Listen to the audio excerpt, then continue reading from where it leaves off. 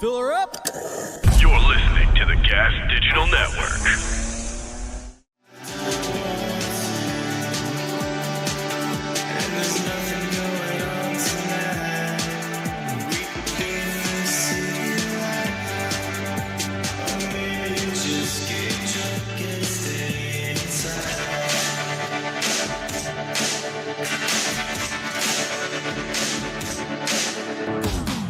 Good afternoon, Michael Malice here. Let that be your welcome for the next hour. One of the things I love about this show is I get to talk to really badass people, and we have one with us today, Mark Pellegrino, who has been, you're one of those character actors who everyone has seen something that you're in. Best known as Jacob on Lost, Lucifer on Supernatural. If people look at your IMDb, it's longer than Atlas Shrugged. You're also the co-creator of the co-founder of the American Capitalist Party, which we're going to get to in a second. You're a proud proponent of Ayn Rand's philosophy of objectivism. I just did a 4.5-hour marathon session with Yaron Brook, formerly head of the Ayn Rand Institute, on Lex Friedman's podcast, which was a lot of fun.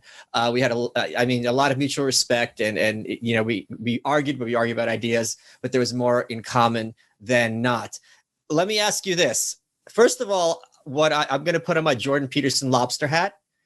I think it's of use when people have been as successful as long as you have in their chosen profession. This does not happen as an accident. I'm sure you have known in your career many actors who you regard as perhaps better actors than you, but you have thrived. Maybe they have not. What do you ascribe your longevity as an actor to? Perseverance. You just have to know you're in a marathon, not a sprint. I remember Bruno Kirby, the great actor Bruno Kirby, who's since passed away, came to our theater company and spoke one time, and he said, "Look, I have no illusions. I know there's a guy driving a cab in New York right now who can act me under the table." And that's the truth. You know, there's a lot of people out there, and technically a lot of competition. And when push comes to shove, it's who has the perseverance to not only stick to their craft, but stick to the very special art of applying your craft in the business, because that's a whole separate thing. Acting school and the craft in real life is a whole separate thing. What stereotypes about actors would you say are the most accurate?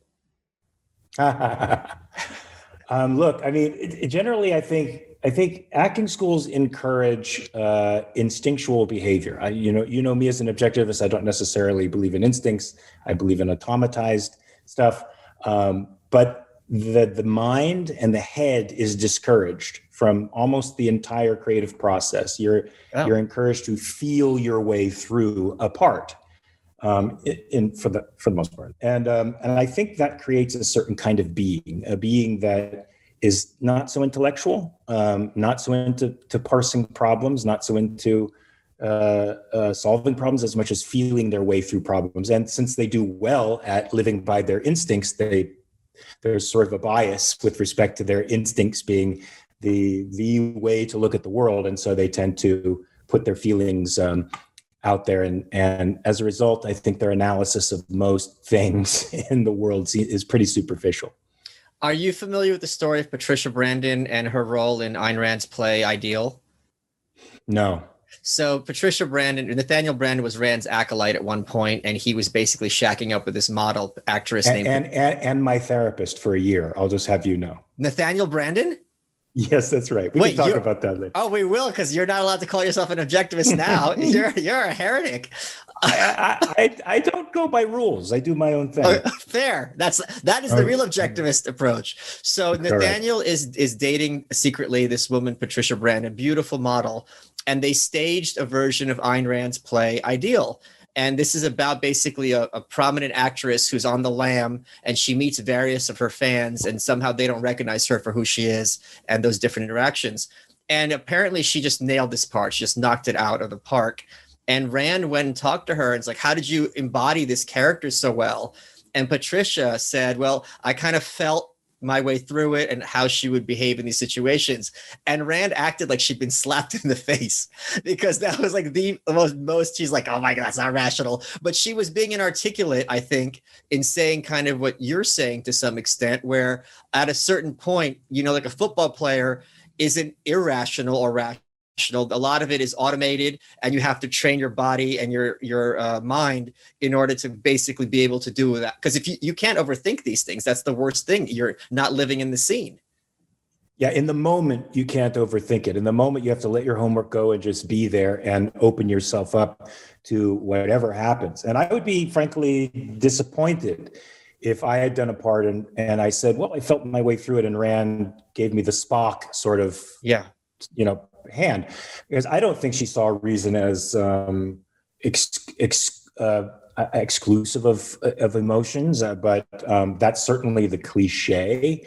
And so I would have reacted to that as if it was a cliche, because I think on some level, you know, actors, even though I just think actors are taught bad ways of interpreting cognition. It's not that they're not doing something right. It's just that they don't know how to classify it, and so it sort of leads them in bad directions. And I think Patricia probably was thinking her way through it, but it was a combination process of feeling as well, using her experiences and her imagination of experiences to get her where she went. So I was a Cato intern in 1997, and it was Cato's 25th anniversary. And basically all the interns were there to hand out people's seating cards.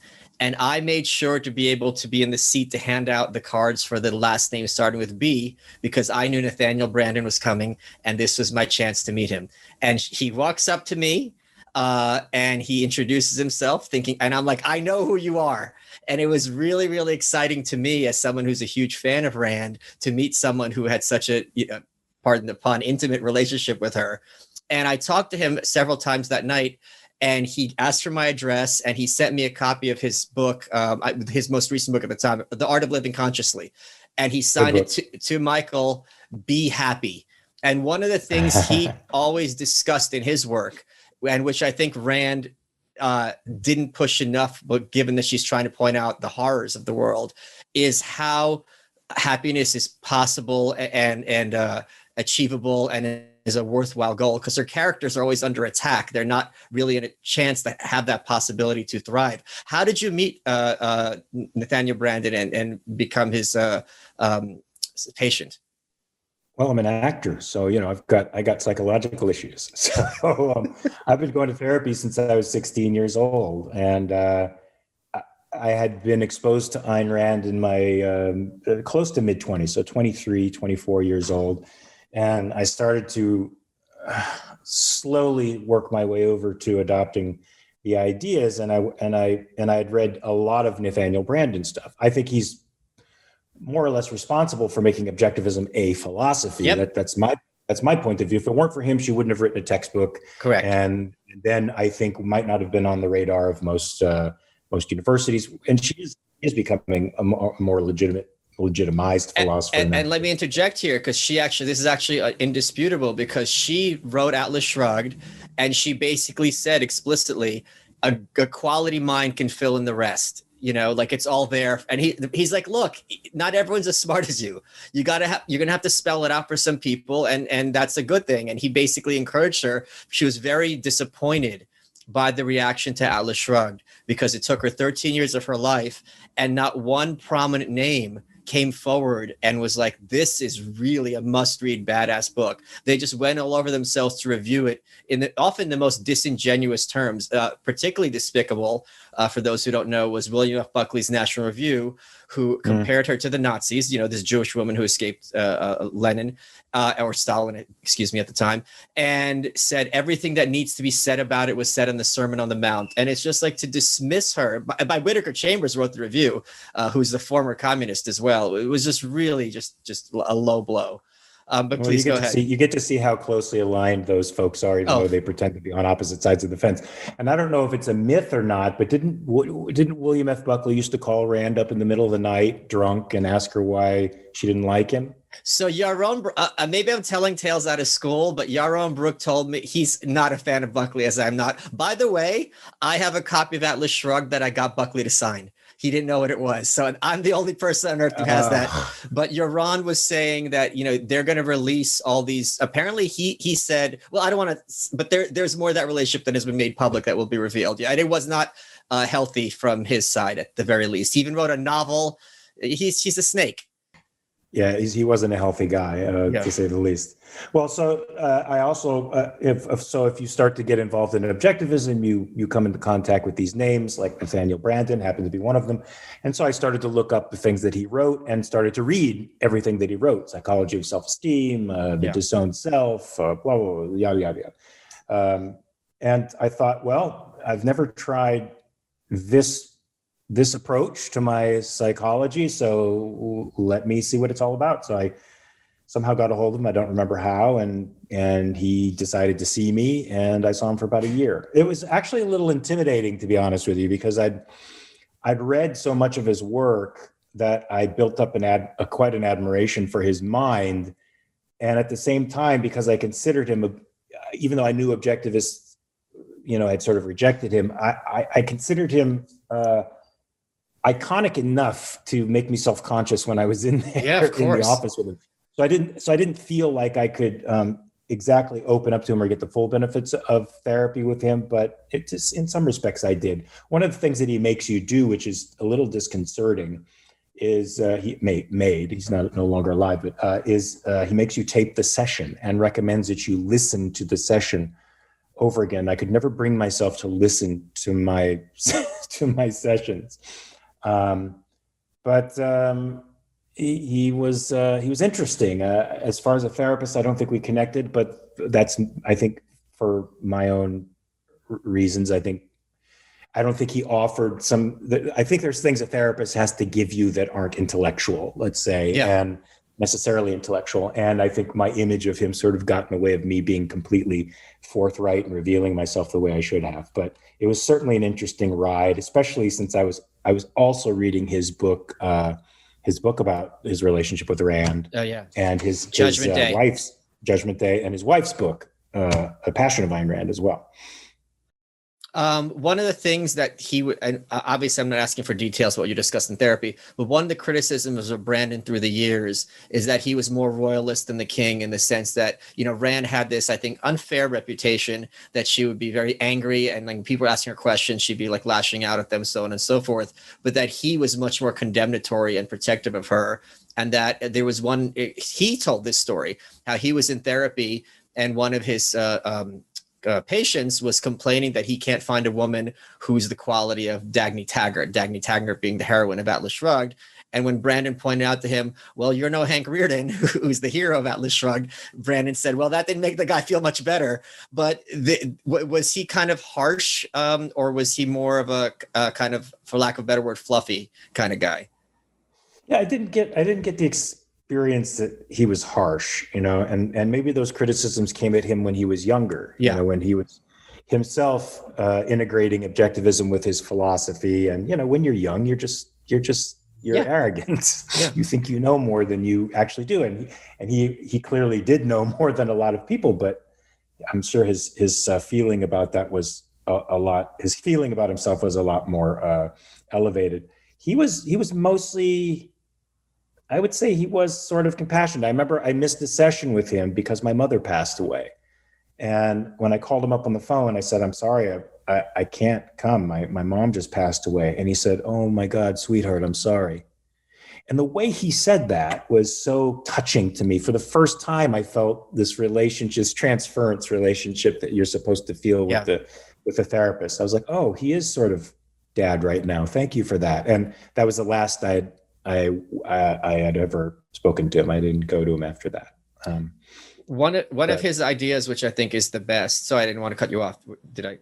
No, that's it. That's all I had to say. He had something called the Muttnick Principle, which I think is something that's kind of been a little bit forgotten, but I think is extremely profound. And he asked himself, why am I so happy playing with my dog? Right? Like, why does this give me joy? Like, he's thinking like a philosopher. Why do people have plants in their house? Who cares, right? If you have a plant. And his point being, if you have a living thing thriving, A plant obviously is just going to grow. It's not going to emote, but a dog certainly is very interactive. It reminds you, which is very hard for some of us or all of us to sometimes to keep in mind when you're fighting depression or anxiety or the jitters of some kind, that, hey, it's possible to be happy. It's possible to experience joy. Look at this puppy. He's having the time of his life. And this also extrapolates to why do people find models? Why are they attracted to models? Because when you see beauty in flesh, this kind of cynical idea of like, oh, it's all pointless, it's all hopeless, it's immediately dispelled. Because it's very hard to be thoroughly consistently a cynic if you're playing with a bunch of puppies, because it's like, really, life is so terrible. Like everything's, going hell in a handbasket. Just look around you. This is pure. It says happiness is as pure as possible. What has been some of your favorite takeaways from him? From Brandon? Brandon, yeah. Wow. I mean, first of all, linking self-esteem to tangible things, I think, is interesting because I grew up during the self-help craze in the 90s, and the self-help craze was predominantly revolved around the idea of affirmations that you daily had to tell yourself, and somehow you talk yourself into a state of happiness and self-esteem, even though you experienced all this shame in life. And that's not quite the way it works. So the fact that he linked it to, and he got that, in my opinion, from Rand, and Rand maybe from Aristotle, but the idea of living and acting in the world and feeling a sense of efficacy in the world, that you're capable of dealing with what's going on around you, that's what creates your self-esteem. That was a profound concept for me. It helped me to get control of my life later on. Of course, I go off the path a little bit. And even when I was in OAC, Objectivist Academic Center, I would discuss these concepts of sense of life and early experiences, preconceptual things that are just sort of in your bones that you feel are intuitive, that are hard to overcome. And I don't know that he helped me with that, but, the idea of getting control of it consciously, of my self-esteem at a later point, was very helpful. I think in The Art of Living Consciously is concrete examples of how to be alive in the moment and what exactly that means, especially when you're in partnership with somebody else, because one of his examples that he used was, drinking coffee in the morning, and how he'd stir it, he'd fill the cup too full, and he'd walk through the kitchen and spill it everywhere. And his wife would be like, what the fuck are you doing? What is this? And he drove her crazy all the time, in part because he just was not conscious of this other living being.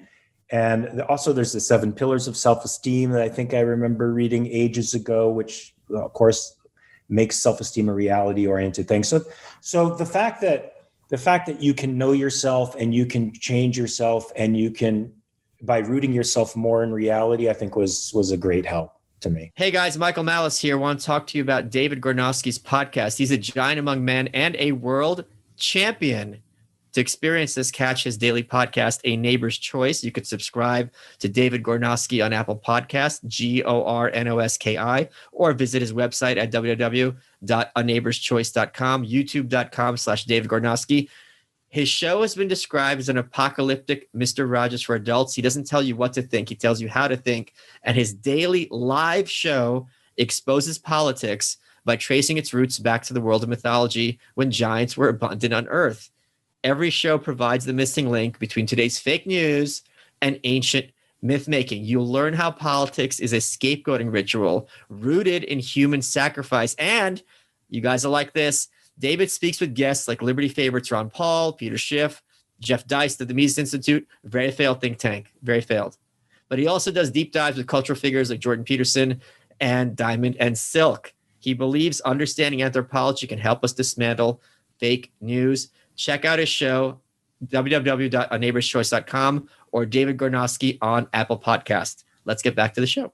You mentioned sense of life, which is, I think, one of Rand's strongest concepts, which is not especially unique to her, but I don't think is discussed enough. And how I apply that, basically her idea is that everyone has a sense of life and it extrapolates into art, that you might have one sense of life, I have another. We might agree that a movie is well done, but it will resound more emotionally with me than with you because it matches my sense of life more than yours.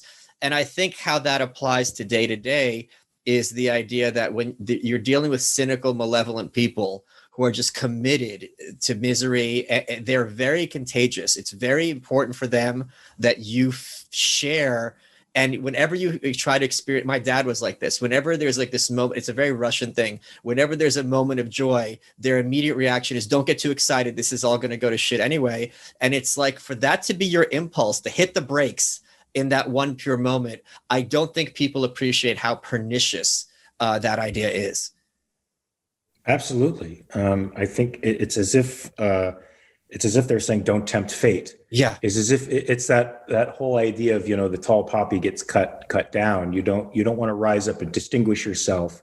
And this is not, yes, it's definitely a Russian thing, but it's translated all across the world, I think by the dynamic of altruism. I think that and the categorization of emotions like pride as sinful, they all revolve around that notion that the individual shouldn't rise too high up above the collective. Don't be Icarus. You'll get too close to the sun. The wax wings are going to melt and you'll fall to your death. And I think that is very damaging to self-esteem. It's very damaging to self-esteem. And if a culture accepts it, and we're in the midst of a culture now that's highly cynical. Oh, yes. Highly cynical. And it's also fragile. It's fragile because it's cynical. So it's not unusual that we're seeing so much conflict and rage right now. That's what happens when you lose control of reality, when you can't grasp things anymore, or when you think that grasping things and self-esteem, which I think is a reflection of grasping things, is wrong or bad or evil. It's a prescription for disaster. This is going to be a silly question, but I have to ask it anyway. You just mentioned evil. How can you explain to a layman how you prepare for a character like Lucifer, who's not a real person and is such an iconic historical figure or mythological figure, at least? Yeah, you don't focus on the mythology. You focus on what the writers are saying, and the writers are telling a narrative about family and abandonment, which I do know something about fatherlessness and and what fatherlessness does to a boy, and they're saying something about loyalty, and so you just follow the family dynamics, the human thing. What's the human problem in this big picture struggle? And you play that, and you let the audience understand the bigger picture. You don't have to work on that at all. That's just the scenery, right? The real dynamic is a son's revenge against his father for betraying him. That's the real dynamic. Let's talk about betrayal, because I was a huge fan of Lost, and then I, like so many others, was livid by the way that show wrapped, because it was so many questions. We were so excited, and then they just pulled the plug. You played Jacob, who was basically the big focal point of the whole show. Spoiler alert. Were you a fan of the show before you were cast? I had never seen the show before I was cast. In fact, the casting story is a little bit crazy. I had 4 auditions that day. This was one of them. It was a long scene, 7 or 8 pages. I almost turned it down. I said to my wife, I can't do it. I just have 3 dramatic auditions, pages and pages of material to try to memorize and do a performance. I know April Webster, but I still don't want to. She's a casting director. I don't want to fuck this up. It's it's my time in front of them. She's like, do it. It's the biggest show on TV. Do it. Find a way to do it. Figure it out. Yeah, sort your shit out. Like that to my wife. So I was like, okay, I'll do it. So I figured out a way and got in there and did it. It was fun. It was really fun. It was incidentally, it was like the scene where the man in black and Jacob first meet. Yeah. There's sort of that scene, but not, because they had so many. They had to keep the scene secret. They have to keep the characters secret. So there's a big lid on everything. I didn't know that I was doing the Jacob character until 3 weeks later. I got hired and was flying to Hawaii. Not even flying. When I landed, I went to the set to get my fitting, and Michael Emerson came up to me and said, "Hey, you're our new Jacob." And that's when I found out. So I didn't even know. Doing it, I was sort of in the dark myself about what exactly my role was on the island. And then Jack Bender, one of the directors and executive producers, came up to me after a scene that I was doing, and he's like, "That's it right there, Jesus the carpenter." Okay.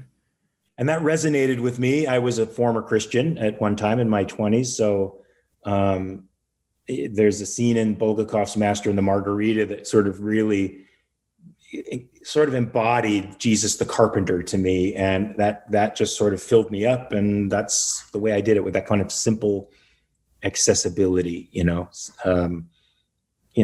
like Kwai Chang Caine, whatever his name was from Kung Fu, that simple accessibility, that simple humanity.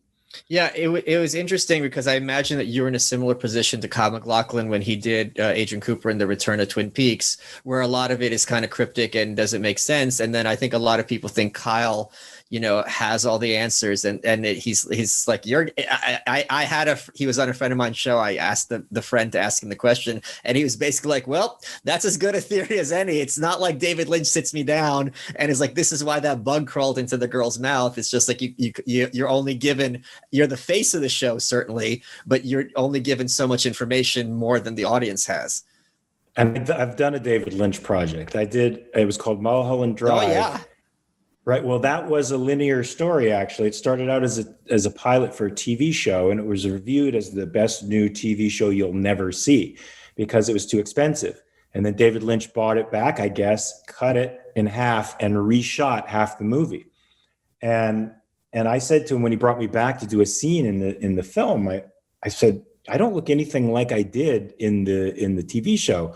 We had put zits on me, and I had one brown eye and one blue eye, and I just looked all different and funky. And he's like, don't worry about it.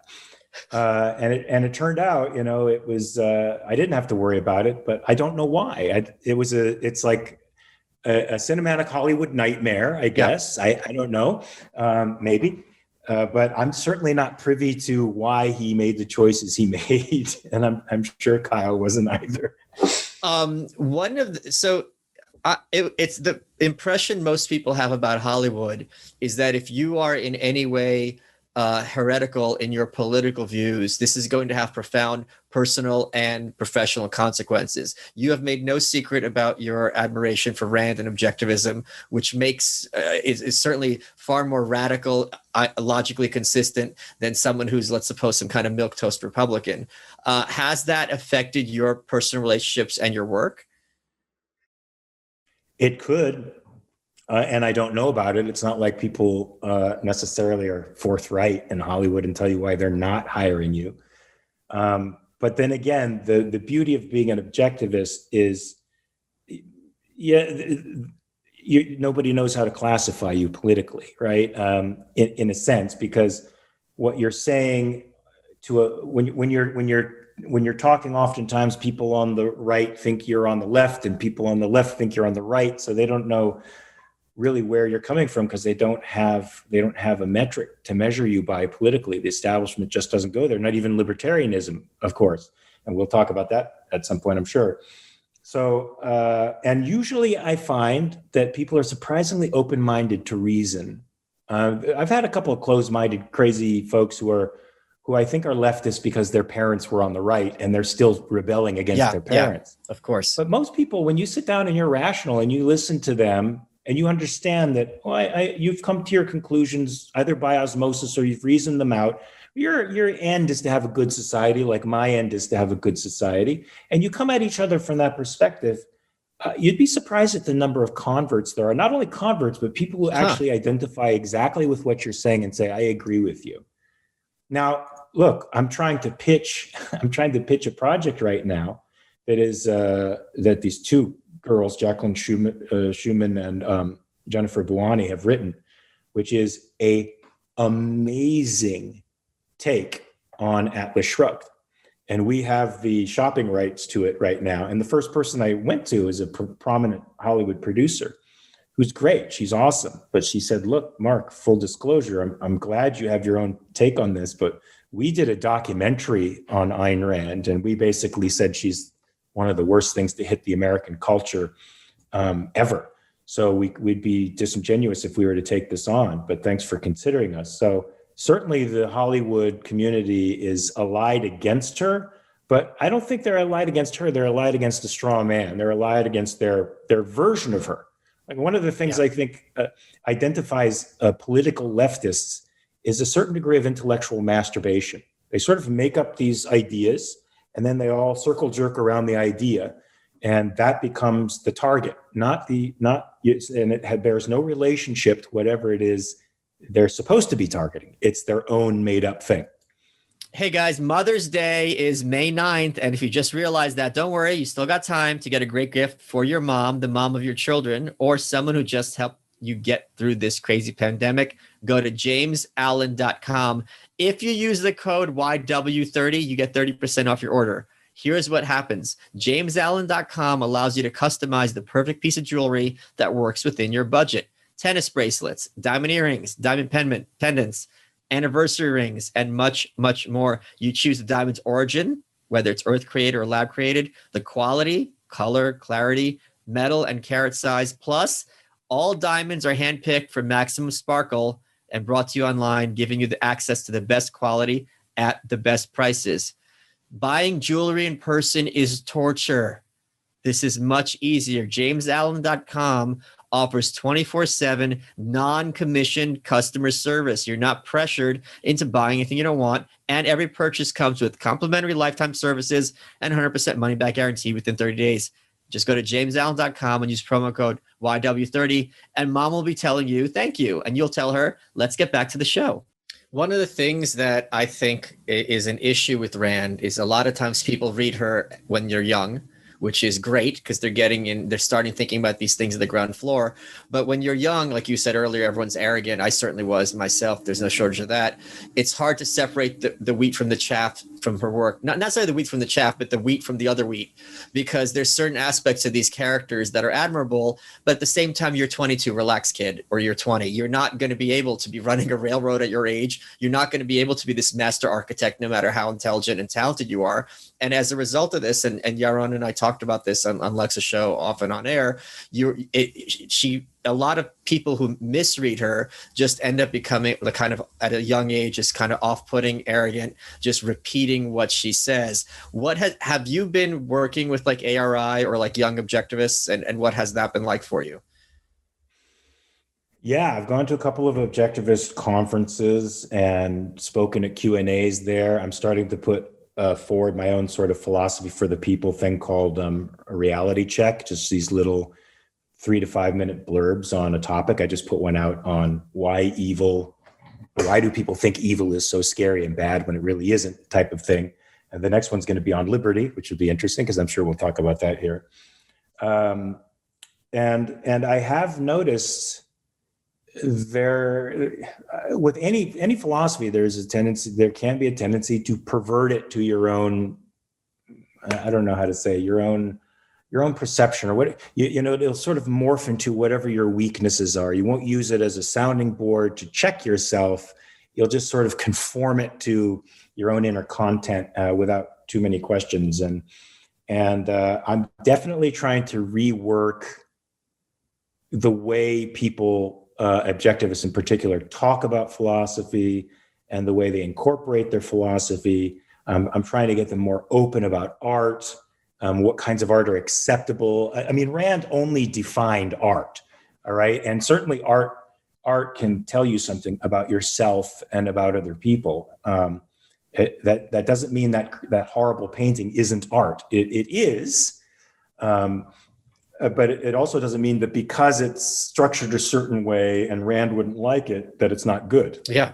These are just choices you have to make on your own. And what she should compel you to do is question why you like something or why you dislike something, and be clear about why you like or dislike something.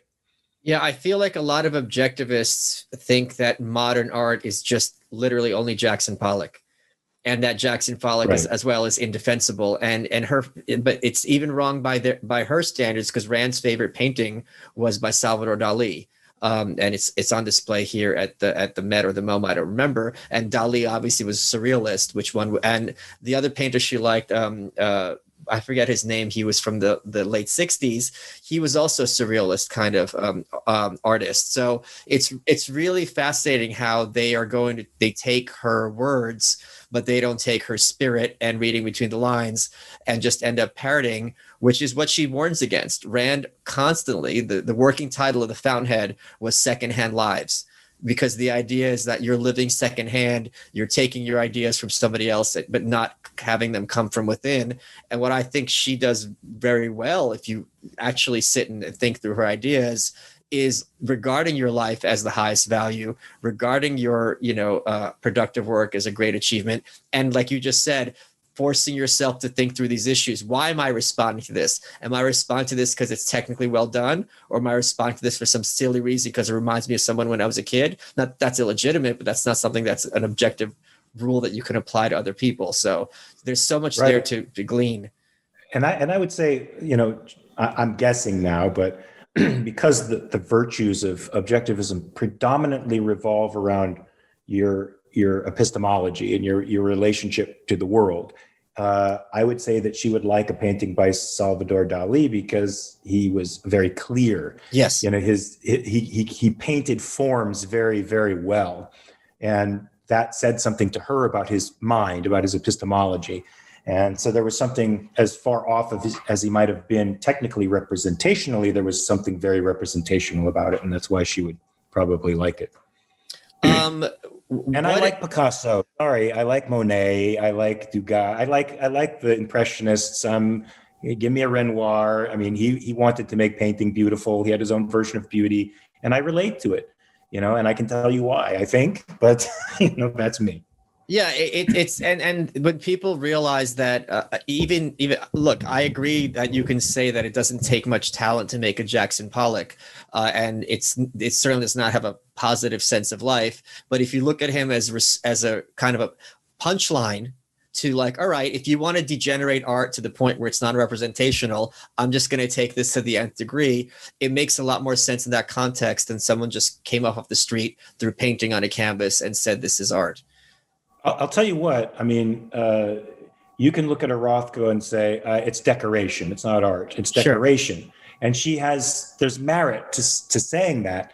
But if you want to be disabused of that notion, read the play Red. And even though it's a representation of what Rothko thought about art, you'll see that he has a very sophisticated point of view. And maybe Rand would call him a pretentious mediocrity. I don't know, but it opened up... It opened up my eyes to, the guy was a heavy hitter for real. He knew what he was trying to achieve, whether or not he achieved that in the eyes of Rand or not, or even myself, doesn't matter. But he was an artist really trying to achieve these ideals. So tell me about the American Capitalist Party, because I am obviously not a fan of democracy, and I do not regard the democratic process as a mechanism for liberty. Well, I'm not a fan of democracy either, and I don't regard the democratic process. I'll assume we mean it in many intersecting ways as a guardian of liberty. That's for sure. Well, look, I felt like, and oddly enough, me and one of my partners, consulted Yaron about this when we started it. We felt that there was that the establishment had been more or less. Becoming twins, for a very long time, that there existed no real alternative to some version of establishment statism except anarchism and, under the libertarian banner, which tries to paint itself a little bit more civilly. And so we thought that neither side represented individual rights consistently, in my view, or seemed to plant individual rights in the right ground. And so we thought there was room for something else. And so we got Andrew Bernstein. I don't know if you know Andrew Bernstein. Yeah, of course. I don't know if you've read his books like Capitalist Manifesto and Capitalist Solutions, but he's an objectivist, and we got him to write the platform because we wanted it to be philosophically consistent and intellectually consistent. So we got him to write the platform, and we edited it and approved of it, and then we just plastered it up there.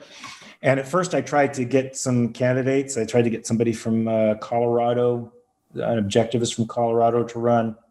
But It turns out there's a lot of bullshit you have to deal with once a candidate, not only to get on the ballot, first of all, but a lot of bullshit you have to deal with once you're on the ballot. You get on the radar of the duopoly, and then they attack you legally and try to take you out. Of course, yeah. It's pretty disgusting and a-democratic, if you want to call it that. And so right now it exists as a platform, as a set of ideas with respect to governing that people can refer to, and hopefully somebody in a district or a state can pick up the banner and do the grassroots work that they need to do to get the Capitalist Party on a ballot somewhere. And once it's in, we'll try to do what the libertarians are doing, which is turn people and seed people in various houses so that we can start turning things around. Well, what the Libertarian Party is doing is driving as many people away from libertarianism as possible. So in that context, I hope you fail, and do not discourage people from being pro-capitalist. Yes, I don't think we will. I understand why the Libertarian Party turns people away. All you have to do is watch a debate with a bunch of them up there, and it looks like a bunch of monkeys jumping around over each other. They have no real philosophical and moral center at all. They sort of loosely revolve around the idea of liberty in whatever. It's like the duopoly, no controls in the areas that they think are important, and then they're indifferent to everything else.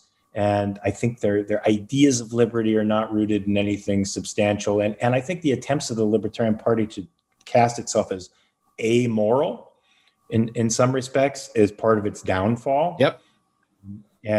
And that's why people can't take it seriously, because politics is morality. It's morality on the social level. It's how we deal with each other. I mean, as an objectivist, morality is a personal issue. It's how I govern my life. How do I achieve my values? In society, we call that morality politics. It is how we relate to each other in the world. Yeah, and it's also, if you're going to ask people to join a third party, which has all the odds against it, the deck stacked against it, if you don't give them that emotional fuel, that motivation, that moral, like, okay, this is a cause, capital C, as opposed to we're just RC Cola, why would I waste it? I mean, people talk about regular votes being wasted. This is such a complete waste when I have no possibility of success. It makes much more sense with me, if I'm going to invest, in a sense, my vote, to go with one of the parties, because one of those two is going to win. I think what you're saying is exactly right. There needs to be this kind of moral umbrage that it's not like we have a disagreement and like, this is just wrong, and we are going to fight to do what we can to make sure to stop it. I was on Tim Pool's show with Alex Jones. It was really great. And I asked him, he was being condemnatory of Trump, and of course he's no fan of Biden. And I said, are you going to vote for Joe Jorgensen? And he said, who?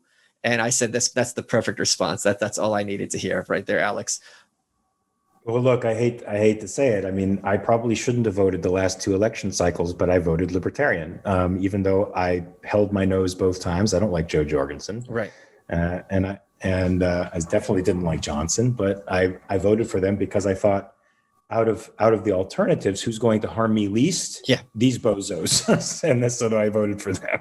One of the big issues I've had with objectivism in the contemporary sense is it seems to be much more pro-war than I personally am, and much more comfortable with war. Like there was one when 9/11 happened, Leonard Peikoff, who was Rand's intellectual heir, founder of the Ayn Rand Institute, was advocating for us to bomb Iran.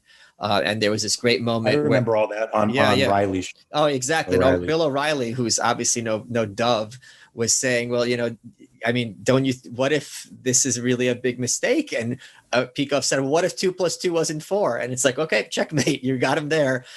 What is your position about the U.S. and international affairs? And does it jibe with this kind of more hawkish stance? Well, I don't think they're hawkish in the sense of anyone in the establishment's hawkishness. Sure. They're not Wilsonian Democrats who want to push democracy on the rest of the world. Their point of view is, if you fuck with us, we're going to hurt you. And yes, I believe that you should have, well, first of all, I don't believe in any type of foreign aid to anyone. I don't think that we should be in other countries policing their countries for them or taking care of their military for them. we certainly have interests that we have to make sure are safe over there, particularly if American citizens and businesses are in certain places. I think we have to be able to protect them. But we shouldn't be spending the amount of money we are in these crazy, senseless wars, that go nowhere and end in nothing except the expenditure of blood and capital.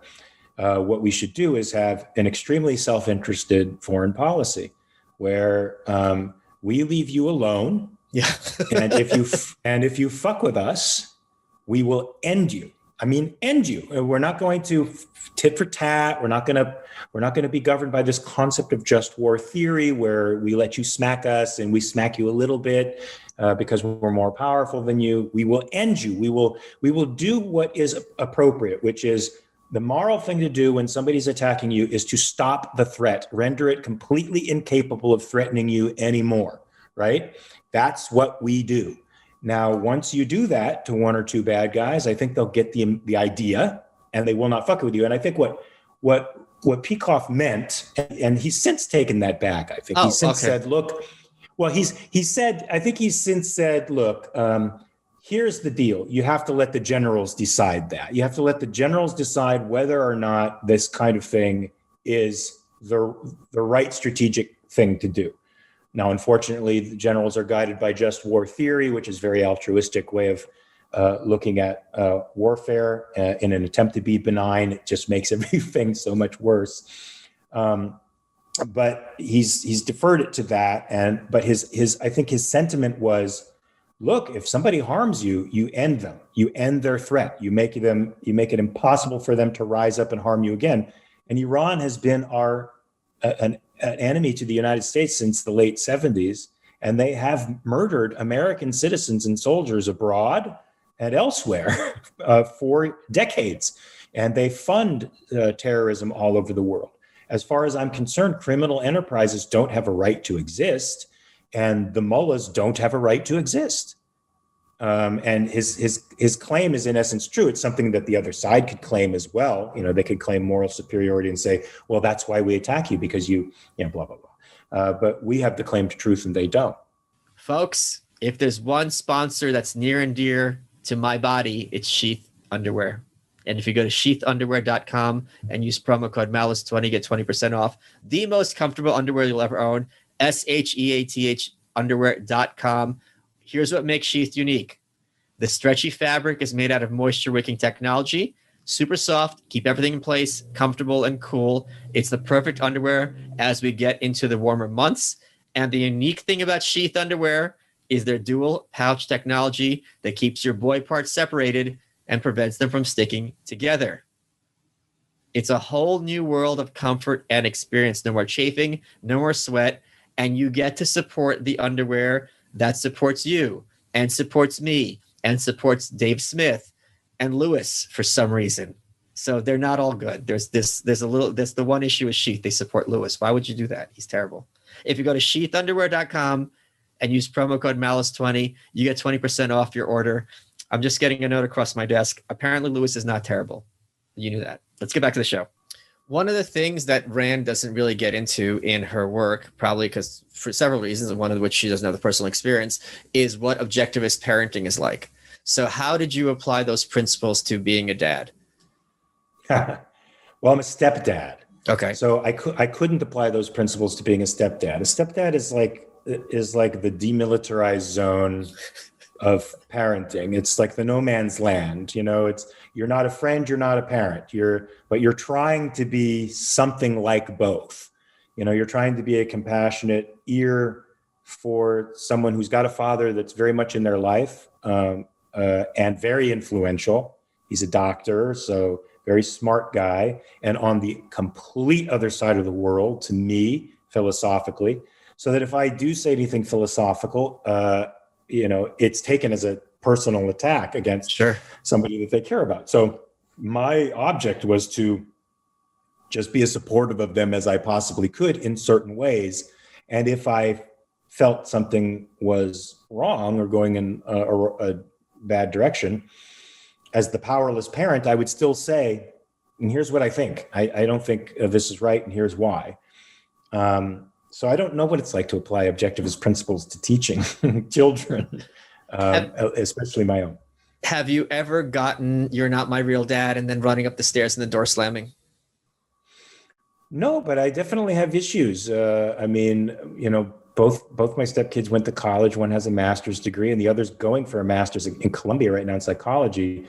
But while she was going through UCLA, she was immersed in queer theory, critical theory, and she's bought it hook, line, and sinker. And so when she told my wife, her mom, that she was reading a book on white privilege, I texted her 3 intellectuals that I wanted her to read as a counterpoint. That's all I did. Well, you should try, look at this course that Jordan Peterson gave at the University of Toronto, I think, where he talks about the origins of white privilege as an academic idea. And then look at Thomas Sowell on disparities and inequality and lagging races and lagging cultures, and Walter Williams on, and I gave her these lists, and I briefly said why I think they were helpful for her to get a contrast. I don't think you can come up with concepts until you have adequate contrast. And she said, "I have enough books on race, thank you." And that sort of started to chill. Okay. The chills. She started to really feel the rift between me and her beliefs, and me and her family's beliefs, and her friends' beliefs, and all the people in the university's beliefs. And when push came to shove, it's like the numbers got me. There's never a prophet is never a prophet in his own home, my friend.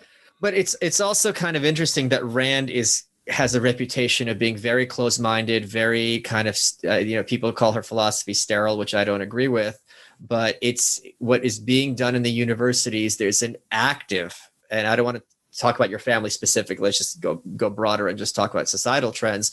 There is an active discouragement of looking at someone who's even slightly outside of this very strict, rigid worldview. The best example of this, was that New York Times article, A1 Above the Fold, about this kid from West Virginia who started watching Ben Shapiro videos on YouTube. And within a month, he's a white nationalist. And the point of the article was, by the end, he's like, wait a minute, I don't want to be a white nationalist. And he kind of reverted. But this is the mindset, I think, that is being very much promulgated, that if you take one dip into this river, tomorrow you're going to be marching with Hitler. And it's completely fallacious, but you can see why this would be put forward. Because this is an ideology that does not comport to reality. So as soon as someone just asks some slight questions, it's much harder to maintain this, like Rand talks about us all the time. When you have this worldview, which is just completely constructed out of clouds, it's very easy to collapse it as opposed to something which is like half true. Yeah, I agree with you. I agree. Sorry, I'm not trying to make this a sore topic or anything like that. I'm sure it's not fun being in that position. It's painful to me. It's painful to see people I love in it, buying it. But they're not all. Look, I'm in the Hollywood community, so I would say the vast majority of my friends who are actors on Facebook buy this shit. They buy it. Hook, line, and sinker. I don't know if they buy it. Let me just say that. They publicly buy it because they want to be liked and they want to seem like they're on the right side of history, and this is the way history seems to be going. But I was a contrarian voice on Facebook for a long time, which is partly why I'm getting disowned by parts of my family too, because I just got so sick of the tribalism on both sides that I was calling everybody out and making enemies of everybody. But I figured, somebody's got to turn a light on this because it's awful. And you're right, it's a house of cards, and that's why it's not. That's why attempts to repudiate logic and any structure of thought, dialogue, debate, any structure that we would know for persuasion, they classify it as a power system and so dismiss it, so they don't have to deal with the contradictions and self-detonating concepts in their own philosophy. Yeah, they even things like math, logical consistency, and rational arguments are all being promoted explicitly as tools of white supremacy. Now, if we don't have even if we can't even have a discussion and everything everyone says is disingenuous, then yeah, it's basically tautological by definition. Then there's no point in having a discussion. And it's very, I talked about this Yaron on Lex's show. It does have this Marxist root with Marx's idea of polylogism, which is if I'm a worker and you're bourgeois, one of the bourgeoisie, we will never be able to see things the same way or even literally communicate simply because we're due to different classes. And I think it's a very sad. First of all, it's very sad in that it's static. It's that if you're a member of this class, whether economic, minority, gender, right away, you can't talk to anyone else outside of it. And it also, I think, is a very malevolent view of human nature. Because human beings, we can talk to dogs, we communicate with them, we communicate with dolphins, and people train bears, in a very limited way. So the idea that two people who are educated and who are intellectually interested in the world and morality can't sit down and discuss simply because of their different backgrounds, or can't learn from each other simply, or all the learning has to come from one direction to another, I think is such, and it's a recipe for, it's not a recipe for a happy, healthy life. It's a recipe. Talk about echo chambers. It's very, very disturbing. Well, you're right. It's static. Determinism is static. And that's what they're trying to claim. They're trying to claim that you're determined by all these factors exterior to yourself. It's a denial of free will. It's a denial of choice. It's a denial of all the things that make you human. That's why their standpoint epistemologies, their intersections never go so far down the line that they arrive at the individual. Because once they arrive at an individual, they're going to have to give rein to free will and reason and thought and all those things that they want to deny. So they may pare you down to smaller and smaller groups, little micro groups, but they'll never get you down to the individual, because that would refute everything that they think and say. And it's very nonsensical too. You see it in social media where someone will open a post or a tweet that says, as a Black woman, I'm like, wait. Are you seriously in a position to speak for all Black women? Or are you making the claim that all Black women have the same perspective on any issue? The amount of diversity, even with that word Black, people, Caribbean, African American, African, or mixed ancestry is insane. But also someone who's raised on a farm as opposed to someone from New York, someone from LA, someone from Florida. The only thing they're going to have in common is some amount of melanin. And even then, it's not going to be the same. So to reduce that to such a non-essential characteristic on its face is just an absurdity. Yeah, and the fact that it has so much purchase is frightening, right? That it has cultural purchase. I think people are starting to fight back now, but that's only because the more absurd and consistent elements of it are coming out. When you get people saying, I don't know, the 2 + 2 = 4, and they're serious about it. Then people start to say, ooh, maybe this philosophy isn't so great after all.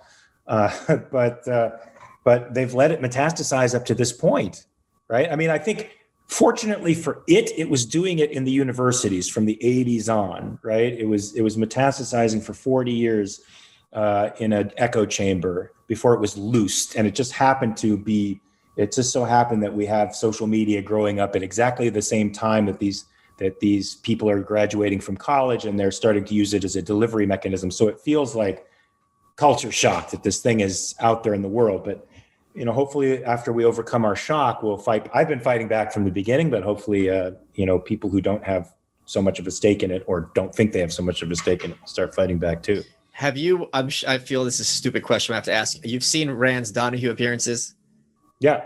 So there's this one moment, which was just one of her greatest moments, where Donahue's saying to her, your ideas about capitalism are all great in your ivory tower college professor's office, but in real life, that's not how it works. And she goes, this is the only place they don't work. She's like, the universities are the real villains in the picture, because that's where you get all the misrepresentations of capitalism. And I'm going to tell you mentioned Jordan Peterson earlier. I did an episode of his show. It's going to be released any day now. And I have not said this publicly. You get to be the first to hear this. I was really going off on academia. I think they're far more malevolent than, let's suppose, the corporate press, which is certainly extremely malevolent, and far worse than even Congress. If you asked me to choose between Nancy Pelosi and Mitch McConnell or the New York Times editorial board, I don't think Nancy Pelosi and Mitch McConnell want me dead. And I do think there are many elements of the New York Times editorial board who would be happy to see me just vanish from the face of the earth. So Jordan says, well, I'm not going to do the accent. I'm not an actor. He says, what would you say? You know, you're talking so hard about academia. Like, where do I fit in to this whole picture? And me with my mouth being quicker than my mind, I said, well, Jordan, you're going to be the last one put up against the wall. So thankfully, he had a good sense of humor about it and laughed. But I think people are appreciating how much, how bad the university system is, how bad it has been for a while. One of the things I discuss in my books, and you write that this is by design, when they talk about training the next generation of elites, which on paper, Rand is certainly no opponent of elitism in the sense of quality people being the ones in charge, and those are the ones who our lives depend upon. That's, the premise of Atlas Shrugged. But what they mean is we're turning these kids into shock troops to kind of bring everyone under the rubric of our demented ideology. And I think back in the day, it was such an accomplishment. My kid's the first one to go to college. And now people are like, wait a minute, why am I paying $150,000 for a degree that is just really going to commit this person to being unhappy for the rest of their lives? I was a business major, and the only reason I was a business major is because I knew that would be the best credential. That was it, and it worked in my favor. So where do you see rays of hope in the future for America? Well, I mean, all of these tragedies have within them rays of hope, right? I mean, and I had thought that, perhaps once people saw that this year-plus long travesty that we call the shutdown was the result of a completely incompetent government, and that the failure of many schools to get back online and start teaching people illustrated the corruption of the NEA and the teachers unions, and that they're not really in it for the kids, and not at all. Total corruption of the state-sponsored school system, that private schools went online, that Zoom came out, and that educational innovation was starting to happen as a result of dealing with this phenomenon, that they would see that, when you free something up from state controls like this, innovation happens, and there's more possibilities to schooling than just brick and mortar institutions, and perhaps we can approach this a different way. I thought that there was perhaps some room for that kind of realization. I've yet to see it en masse, and maybe it's because of the communities that I know on social media don't recognize that. They seem to think that the vaccine was given to us by a government program, as opposed to a government program clearing the way for the private sector to actually take over and do what it could do. But many other people are paranoid at the speed with which this vaccine came through, because they're used to FDA regulations taking 15 to 20 years for something to come out, and they've equated that with safety.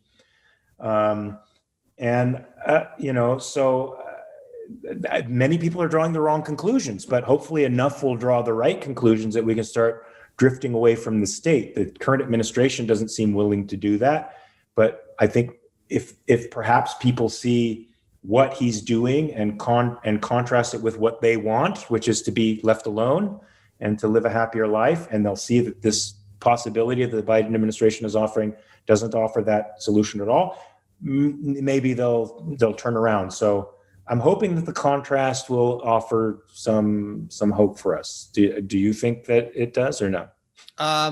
Yes, absolutely. And that leads me to my next question, which is, before that, I also read a statistic that now the establishment, Democrats and Republicans have a smaller percentage of people who are actually willing to call themselves that, and somewhere in the neighborhood of 44% of the population sees themselves as outside the establishment. So that in itself is a very good sign. I think the repudiation of many conservatives of the Republican Party, and increasingly so, is extremely healthy. I had Stu Berger, who's Glenn Beck's co-host on this show, and I was asking him the tough questions, and he was like, I'm not going to sit here and tell you that there's any party that cares about fiscal conservatism. That's been completely dispelled and is an absurdity. And what we're seeing, I think, for the first time is for a long time, New York City and Los Angeles were intellectual enclaves. If you want to hang up your shingle, you got to come to New York, LA, depending on what your field is. And now we're seeing everyone's moving to Austin and Miami. What I wanted to ask you is, I've lived in New York all my life. I've had it. There's a scene in Atlas Shrugged, I don't want to spoil anything, where the characters are fleeing and one of the characters says the other, don't look back, as the lights go out in New York. And to watch what they've done to this city is something that I will never forget and I will never forgive. It was unnecessary. All the small businesses that gave a character have been destroyed needlessly. I don't know that I'll ever stop being angry. I hope I will. But I had reached a point where I'm like, I'm done with New York. Can you talk, as someone who's been an actor for so long, how bad has LA gotten and how quickly has it gotten worse?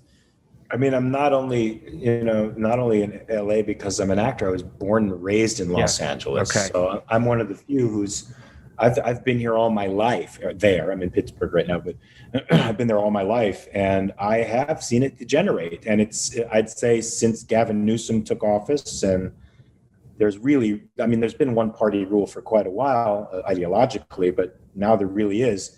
It's disintegrated quite quickly. In the last 5 years, it's typical to go through either downtown Los Angeles or parts of Hollywood and feel like you are in a third world country. Yeah. Oh yeah.